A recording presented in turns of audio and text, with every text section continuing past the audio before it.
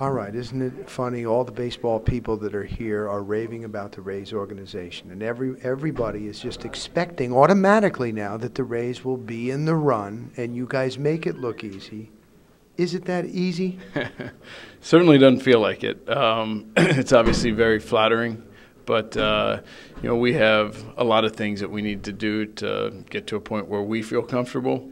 I think the off season, every year we feel incredibly uncomfortable going into it, just in terms of the different moves and what we need to do, and not having that certainty of being able to line up on the various moves that we want to do.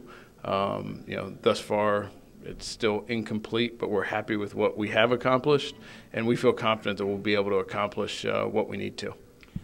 Stu had said that payroll might even be lower this year.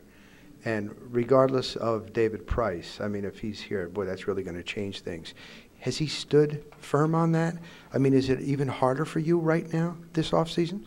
I think that, Stu was more talking about from a resource standpoint, but, the one thing that he's been really consistent in over the years is allowing us to be opportunistic and allowing us to, figure out moves that make us better. And so if it's a scenario where we add a little bit of payroll but are able to keep a really good young player, he's always been very supportive of doing that. And so, there's a lot more of the offseason to play out and figure out, exactly where we're going to end up.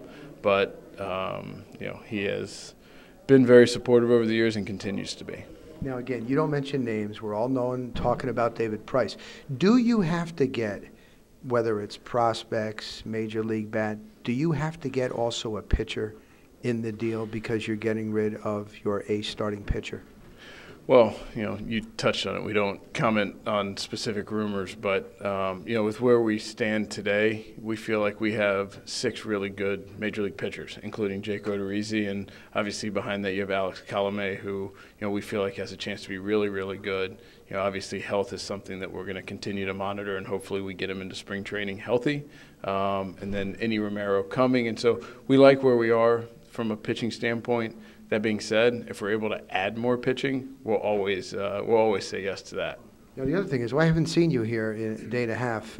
You're sequestered in here. Is that because of the popularity, and you'll get bombarded on Price questions if you go down? No, I mean, it's much more about that we're working through a multitude of different things, and we kind of turn into a kind of a manic personality while we're here, and just the different things that we have potentially to consider and look at, and the timing aspect of all the various moves that we spend a lot of time kind of hunkered up and going through the things that we can do, both kind of guys that we're targeting and also guys that we have that other teams are targeting. Interesting. Most fans would not think you would have a manic personality with the success you guys have had. I'm serious.